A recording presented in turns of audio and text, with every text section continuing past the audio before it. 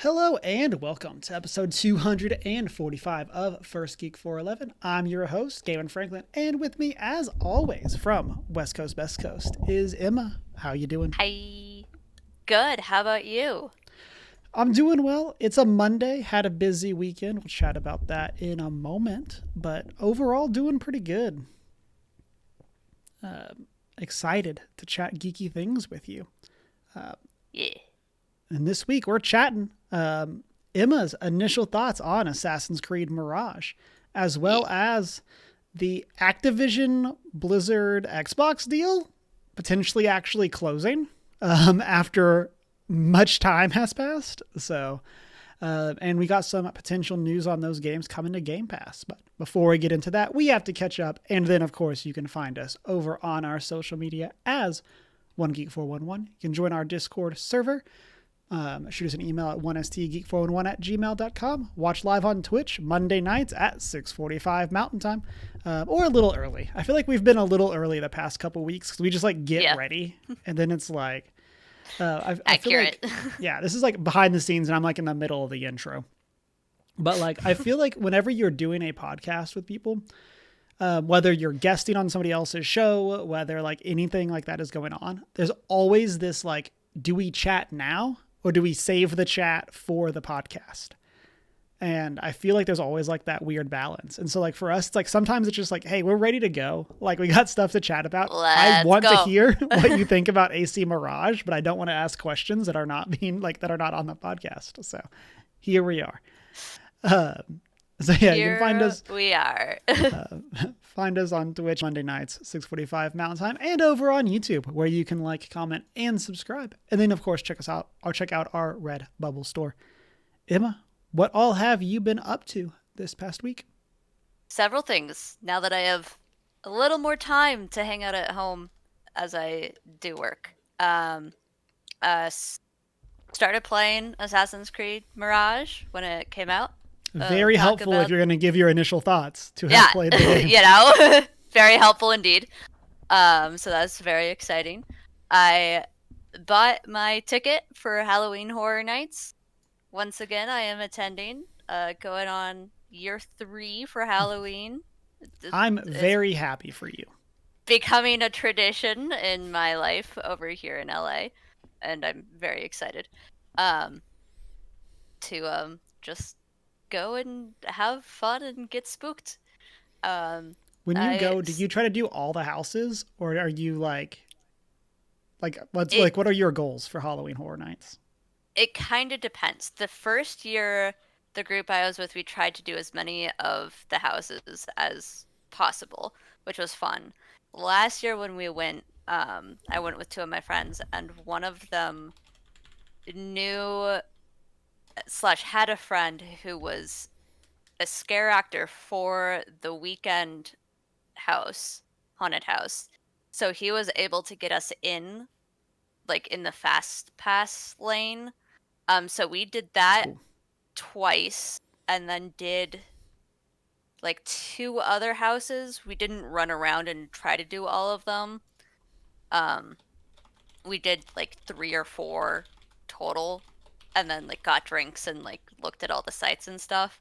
It's kind of a like a based on what group you're with, what people want to do. So like when I'm going not this Thursday but next Thursday. The one that I'm going to insist that my group does is the Last of Us. Correct Um, answer. because I'm like, guys, if we don't do this, I will kill everyone. Not actually kill everyone. I will be very upset and very Yes. sad. Because I really, really, really want to do The Last of Us. If I do no other houses that night, I will be happy as long as I do The Last of Us. So I'm very excited for that, naturally. Very much looking forward to it because I love it and it's so much fun. I started watching a couple new things that have started coming out, slash, a lot of things that I keep track of have released new seasons. Um, that has involved a new season of Dimension 20 that's based off of not Redwall. Um, but That'd be really whatever. cool though. It's the one with the rabbits. Watership Down. Oh, I don't know.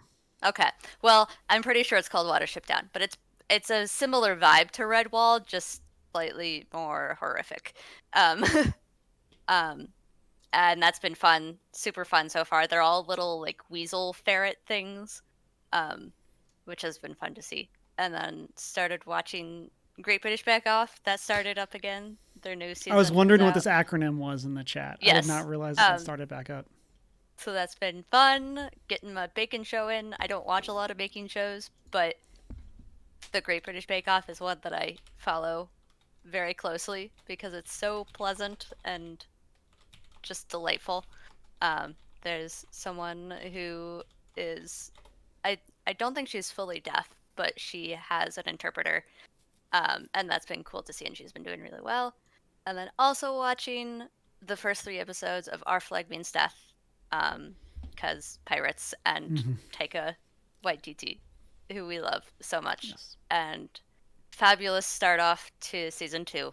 So can't wait to see where those 3 shows go that I've been following closely. And yeah, that's been my week. Before I get going, Mayfly, thank you wait. for the follow. Also, we'll go back. Go ahead. Mayfly, I retract Mayfly. your thank you for the follow. We're gonna thank the follow. Thank you, Mayfly, for the follow. But the other thing that you can't really tell in the moment, but I got my hair cut. Nice. It's very short now. Partially for Halloween and partially because I wanted short hair. For those of you who don't know, I'm going to be a 0 fail for Halloween. So I went with short hair. Makes sense. I'm excited. Yeah. I'm excited to see the finished costume. Like, I've only seen like what you posted on Instagram. So I've got a little purple bag back there somewhere that has all of my current stuff in it, contained. So it's yeah. If it weren't contained altogether, I would lose it all immediately. So I'm very excited to Halloween. I love Halloween. This is my favorite holiday. It's Halloween and Christmas are my favorite holidays. Okay, continue, Cameron. So one of the things that we've been up to, I've talked about it the past like couple months, I guess, at this point, is we've been watching Ted Lasso. And so we are discussing if I should do Coach Beard for Halloween. Because it's basically generic white guy with a baseball hat and beard, which is like how I like dress every day. And so I basically would just need to get a hat, like the specific hat and the specific like jumpsuit. And then I could basically do that character. So we're talking about that, trying to figure out what we're going to do. I also have my fire flying lizard onesie that I got last year for our Thanksgiving Definitely pajama not jam. A knockoff of Charizard. Yeah. It is onesie. Similar but legally distinct from Charizard. And so I have that as well as my backup. So trying to decide what we're going to be doing for Halloween. We did go and do some Halloween shopping, which is basically me letting Deanna loose. And her being like, this'll look that cool. Sounds I'm like, right. Yep. If you say it'll look cool, I believe you. And so yeah, so that was something that we've been up to. We also got a whole lot of dirt over the weekend. And so because of that, I'm very sore. Our, like foundation was like the soil around our foundation was very unlevel. So we went and like borrowed a pickup truck and then got a whole bunch of dirt and then filled in parts of the house with the dirt. I also picked up like 125 pavers because we're going to like redo how like the backyard is situated. So I did a whole lot of bending over and picking up pavers. And I'm feeling it. I've not realized how low I sit all of the time until like it's in the like sore range to reach down and to get there. So that's fun. Very necessary, but very sore. While doing that, I finished my audiobook for A Darker Shade of Magic by V.E. Schwab. And so same person that did Vicious recently talked about Vengeful as well. Same author. Shanine had recommended that I check out this other series from her. I'll say it was harder to get into than Vicious. I feel like Vicious kind of hits the ground running because it's more modern. They don't really need to explain a lot of the lore. But for this one, it is a fantasy series with magic and stuff like that. And so there's a lot more world building that had to go into it. So I'll say probably like it took me like a quarter of the book to really get into it. And then overall I enjoyed it, but yeah, it just took a little bit to get going. And then I also started A Gathering of Shadows, which is the sequel. Through all of this, shout out to my local library for their app with the audiobooks. Gotta love your local library. I just missed my armrest and fell over. Yeah. And so support your library and do not fall over. Yeah. So yeah, I really enjoyed that. I've been trying to do more audiobooks. I'm a big podcast person, as people may know. And I've always struggled with audiobooks. I feel like it takes just a little bit more focus than I can multitask, but we're working on it. I feel like I just have to accept that I am going to miss details, and that's okay. Yep. I can get most of the story. I'm going to miss some stuff. That's okay. My biggest struggle with audiobooks is that I often want to alternate between listening and reading the actual book. Because like the audiobook I'll use for like driving because my commute is long. And then I'll get ahead in one and then be behind in the other and forget to update whichever one I'm behind in. So it's like I end up just giving up and going with one or the other. Yeah. So I end up just reading the book, and then the book doesn't get finished because I'm busy. Yeah. I feel like you could end up doing kind of like what I do with games, where it's like, here's the traveling game. We play this game when we travel. Yeah. Then here is the other game. We play this game when we're home. And that's like, you need to have like a book that you're reading and then a book that you're audiobooking. Yep. 100%. Yeah. And so really enjoying A Gathering of Shadows. I was told by Shanine, let me get the exact quote from the Discord. There's a character introduced in the next one that I think you will enjoy. So we'll see.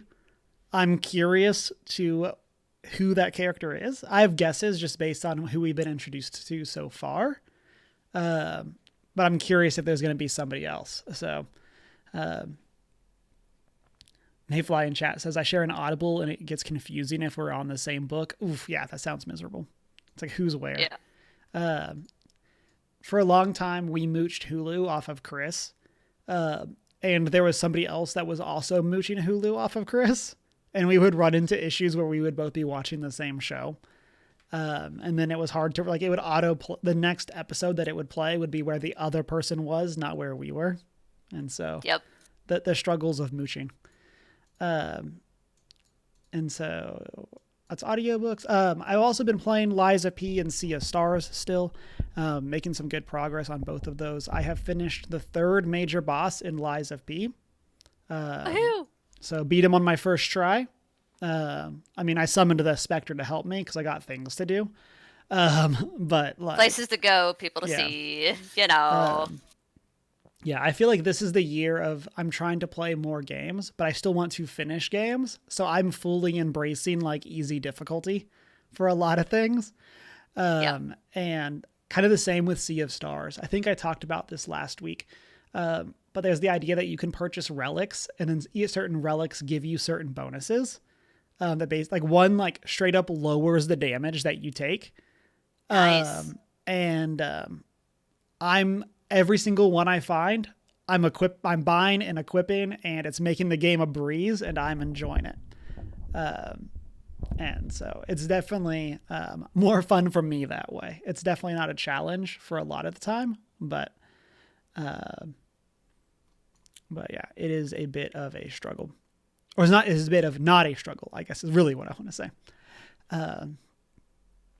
Last week on the cast, we chatted about some of the Doctor Who cards that were coming to Magic the Gathering. We got the rest of the cards throughout that week. Yes. And then on Sunday over on twitch.tv/Karen plus Deanna, I went through all of the cards that are new and kind of talked about which of my decks I'm excited to put them in, what cards I think work really well together, and stuff like that. I thought it was going to be a quick, like, hour something show. It took me 3 hours. And so, That tracks. yeah, there were a lot more new cards than I thought there were going to be. Like, I knew the number, but, like, actually going through them, there was a lot more. Especially because I feel like I wanted to talk about more cards because they were Doctor Who. Whereas, like, I'm not going to always talk through, like, every single uncommon card or something, or the commons. But for the Doctor Who stuff, it's like, oh, but this is the sonic screwdriver. Ooh. I want to talk about this because what does the sonic screwdriver do? And so that was a lot of fun. And then finally, we finished Ahsoka. Loved the finale. Fantastic series. I'm really excited for what they did with it. And then we started Loki season 2. Nice. I need to also start that. Yeah. Awesome first episode for that as well. Are they doing one episode a week, or? There's only one up so far. Okay, so most likely yes. Yeah. Yeah, so I think they're just doing one a week, unless they changed it for, like, the end and they do, like, a double or something. But I know, like, some press got to see the first 4 episodes, and one of them was saying that it's hard for them because now there's no new episodes until November. Yeah. Which leads me to think they're just doing one a week, since that lines up calendar wise. But I'm really liking the first season. I'm excited to be back in Loki. Probably my second favorite Disney Plus, like, Marvel series, behind WandaVision. And so excited to be back and spending some more time with those characters. Get Mobius a jet ski, please. Please. That's all we need. That is a joke that I can get in on, having only seen the first season, because that is a first season joke. Yes. Yeah, not spoiling anything for you. I'm sure we'll do some sort of talk for Loki, at least adding it to our MCU tier list or something at some point. So, because we need to go through. I don't think we ever finished Phase 4, and then we need to add Phase 5 to it. So, we'll go and do that at some point. But that's what we have been up to. Chat, let us know what you've been up to. We'll chat about it some more in the post-show chat. Or if you're watching over on YouTube, let us know over in the comment section. Let's get into our discussion topics for this week. Emma, why don't you kick us off? Yeah.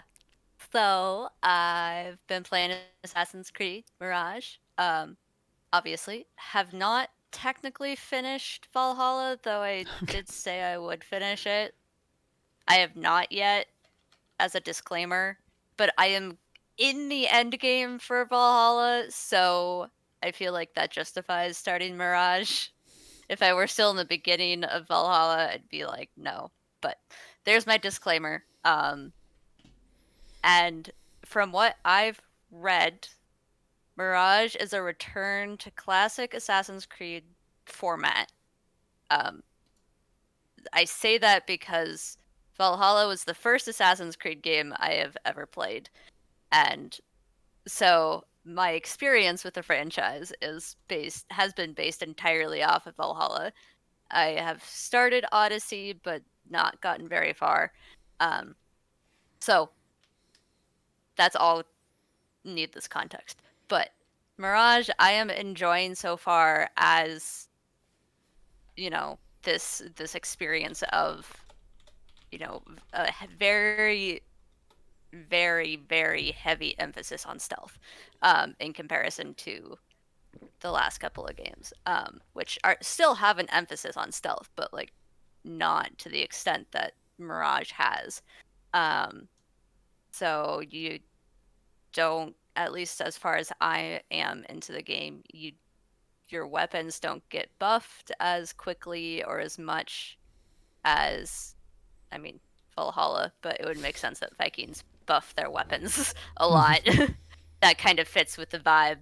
Um, but it's really cool. One of the things that I'm appreciating about the game is as you go around, there's different like historic fact points almost. So like one of the collectible things is like these little glowy orbs in different parts of, I'm only in Baghdad right now, which is like the first major city you go to, and you collect them, and when you collect them you can go into the like um menu. There's a tab where you can read like actual historical facts about like the prison system, because there's a quest where you do something with the prison, or whatever little history thing, wherever you collect it, it's has to do with that area of town.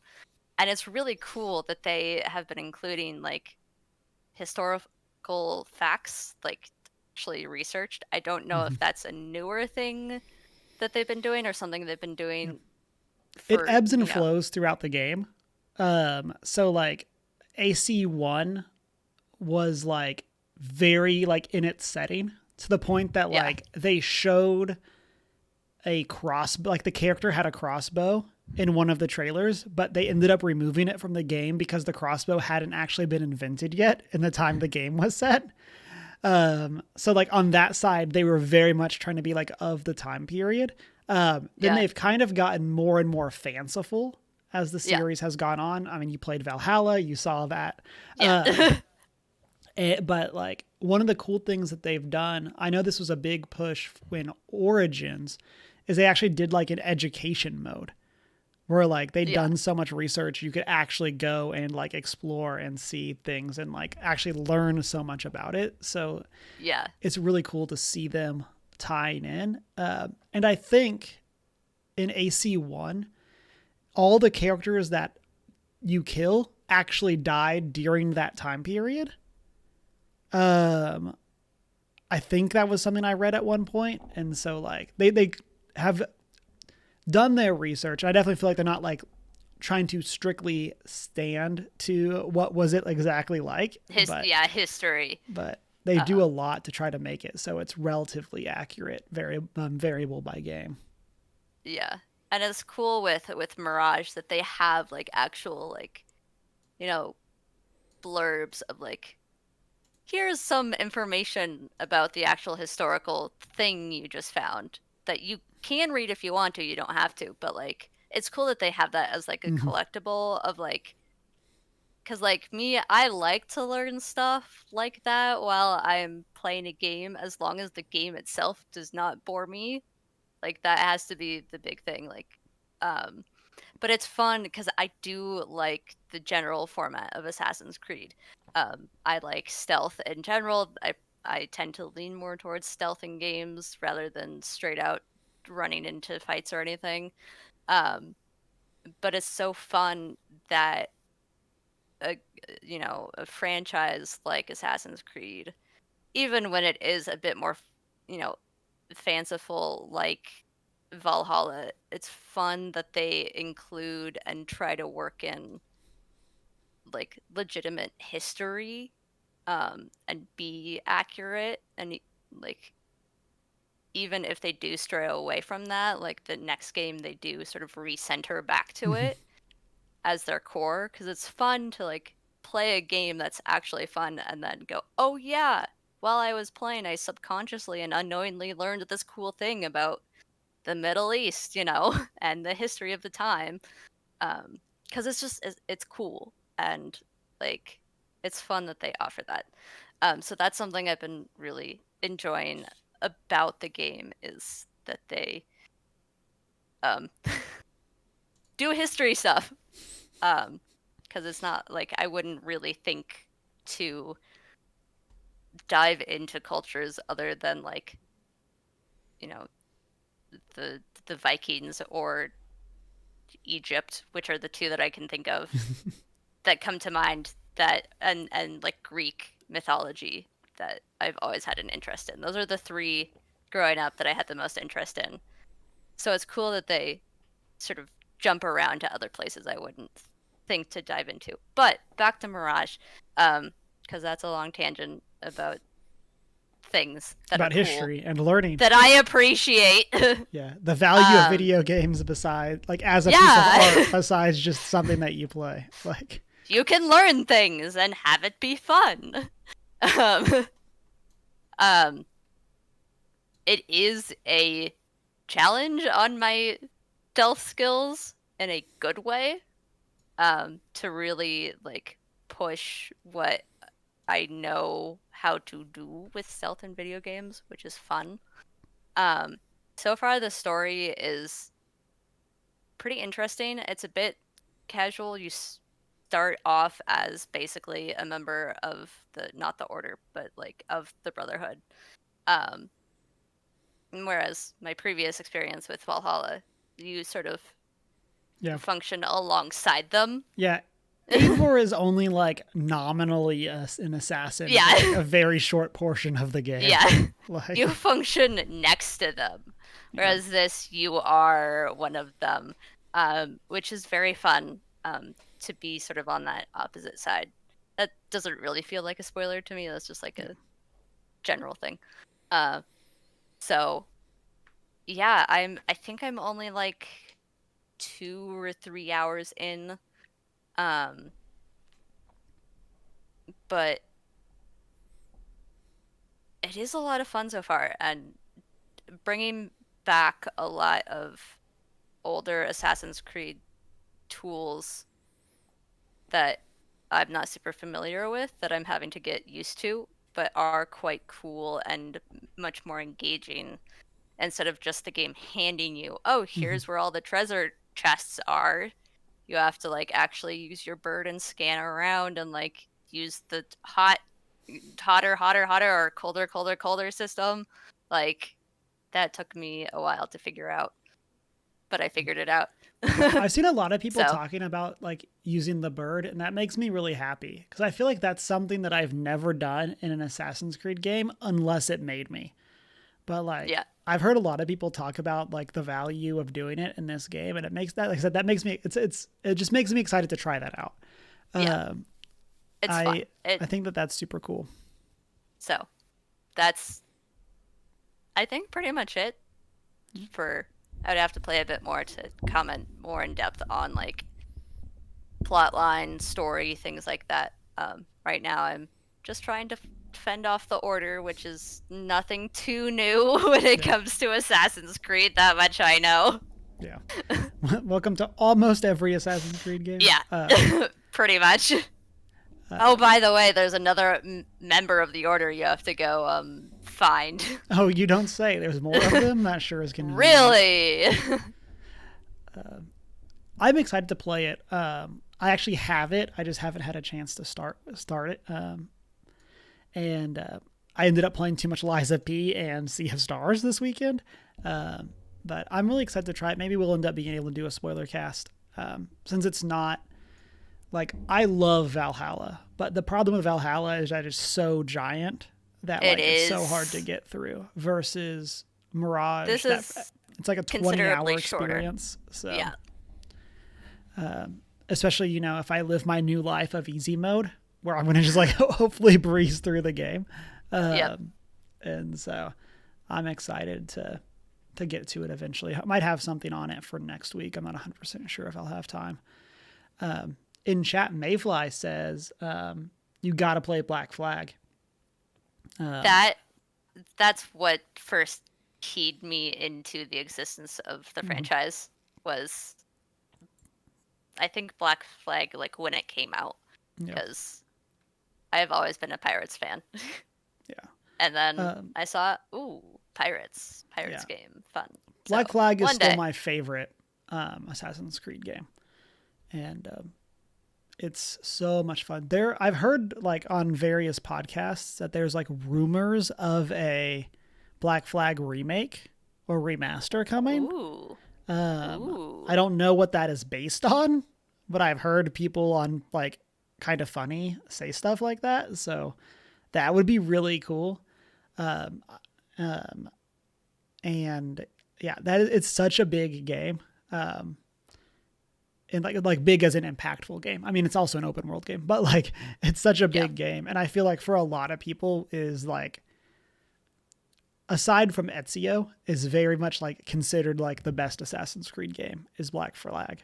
And so I would love for them to bring it more easily to a bigger audience. Although I guess it was like a PS4 launch title. So it's technically playable on modern day systems with backwards compatibility. But Mayfly says, Edward can wait, baby. But yeah, these have been Emma's spoiler-free Assassin's Creed Mirage thoughts. If you've been playing it, let us know your spoiler-free thoughts, and we'll chat more about it in the upcoming weeks. For me, for this week, I wanted to chat Xbox, which is a little different for me as a PlayStation person. But over the past couple like months / like a year and a half, Xbox has been in the process of buying Activision Blizzard when the deal is supposedly set to close on October 13th. So end of this week, we should have the deal sealed, I guess, signed. I don't know what the exact word is. Signed, sealed, delivered. Yeah, that's actually what I was thinking. And I was like, that doesn't seem like the correct thing to say, but here we are.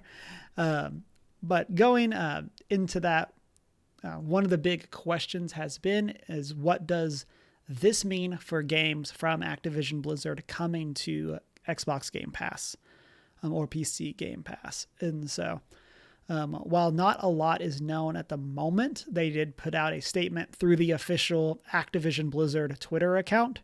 It's relatively short, so I'm going to just read the whole thing. And it says, as we continue to work towards regulatory approval of the Microsoft deal, we've been getting some questions about our upcoming and recently launched games, whether our upcoming and recently launched games will be available via Game Pass. While we do not have plans to put Modern Warfare 3 or Diablo 4 into Game Pass this year, once the deal closes, we expect to start working with Xbox to bring our titles to more players around the world. We anticipate that we would begin adding games into Game Pass sometime in the course of the next year. So that's exciting. Game Pass has kind of landed as one of the best deals in gaming, and has been for quite a while. It makes me sad to say, but is way better than PlayStation Plus Extra. Even though I do feel like PlayStation Plus Extra has gotten a little better recently. Game Pass has definitely been outshining it.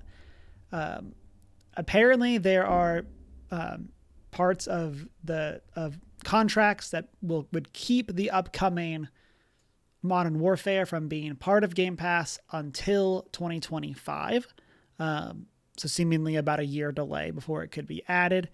And then one of the other things that IGN points out is that when Microsoft closed on Bethesda, the next day they announced that like 20 games would be coming to Game Pass.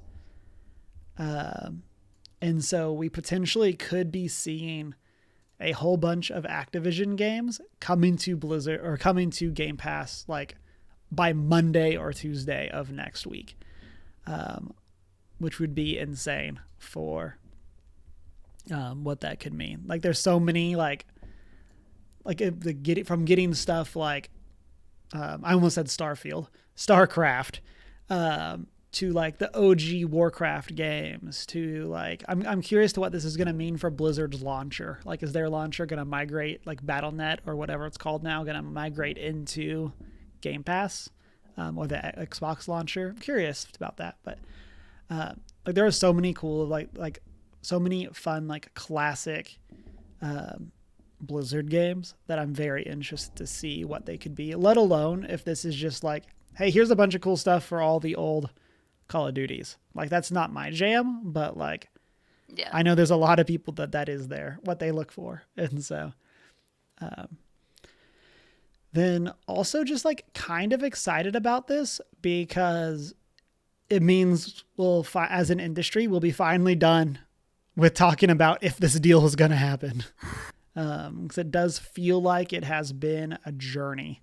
And I want to also say, I need to Google real quick. That the most important game that potentially could be coming to Game Pass is, of course, the Legend of Korra video game that Activision published. Is it a good game? Definitely not. But it is a fun game. Didn't realize that existed. Yeah. It came out in 2014, developed by Platinum Games and published by Activision. And so it takes place after, or during the first season of the show. And so that's definitely something that could be there. Encourage people to go try it. So hopefully at some point in time, we'll actually get a good Avatar video game. Hopefully. Someday, you gotta believe. Mayfly says, honestly, had no clue that was a thing. You're not missing much. Like, as somebody who played in Platinum to this game, it is indeed a video game, but I encourage everybody to go and play it. And so now I'm curious to how it was actually reviewed, because I don't remember. We'll talk about that in post-show chat. But Emma, I know you don't necessarily keep up on this side of the gaming industry. Any thoughts on the Xbox Activision Blizzard deal? Other than I will be getting an Xbox when I can afford one. Not really. I do think it's interesting, the whole process that companies go through, especially for things like video games, of obtaining rights when they purchase a game producing company, to then be able to do stuff like this.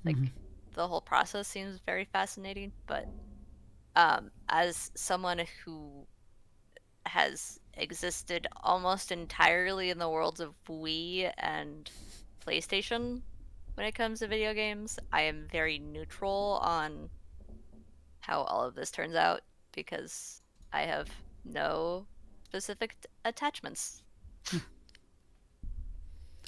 I gotcha. With that, chat, comment section, let us know, what Activision Blizzard game are you excited to play day one on Game Pass, assuming they all make it there. What are you excited to play? And yeah, that's all that we have for our news topics for this week. So let's jump into our outro and then the post-show chat. And I guess, but first, some announcements. I mentioned last week, I did guest on Checkpoint Church last Tuesday, so that VOD is up over on their YouTube channel. And encourage people to go check that out, show some support for Twig, and then some other stuff coming up soon. But we are First Geek 411. You can find us on social media, Facebook, Twitter, and Instagram. You can join our Discord server if you want to chat during the week. You can also send us an email at 1stgeek411@gmail.com, and check out our Redbubble store. Watch live on Twitch, be part of the post-show chats, and then find the videos over on our YouTube. You can also find us on our personal social media. Mine is Hugh Marwittil. Mine is I am not prepared with an I. And it's been a great week. Drink some water. Move some dirt. And I love you.